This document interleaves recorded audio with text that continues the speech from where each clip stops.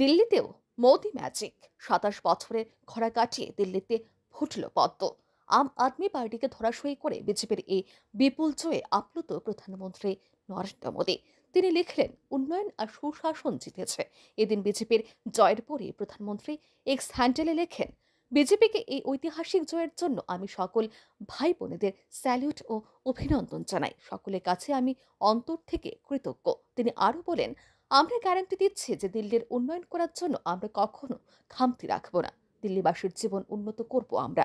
উন্নত ভারতে দিল্লি যাতে গুরুত্বপূর্ণ ভূমিকা পালন করে তা নিশ্চিত করব।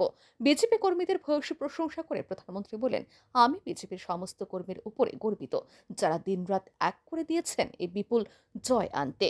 দিল্লির মানুষের জন্য আমরা আরো মনোযোগ দিয়ে কাজ করব। কেন্দ্রীয় স্বরাষ্ট্রমন্ত্রী অমিত শাহ পোস্ট করে লেখেন, প্রধানমন্ত্রী মোদী দিল্লিবাসীর হৃদয়ে। ভোটাররা কেজরিওয়ালের শীষ মহল ধ্বংস করে দিয়েছে।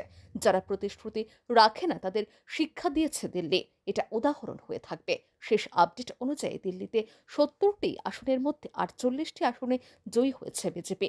আপ জিতেছে ২২টি আসন। এর আগে ২০১৫ সালে ৬৭টি আসনে জিতেছিল আপ। ২০২০ সালে ৭২টি আসনে জিতেছিল। ব্যুরো রিপোর্ট, আর নিউজ।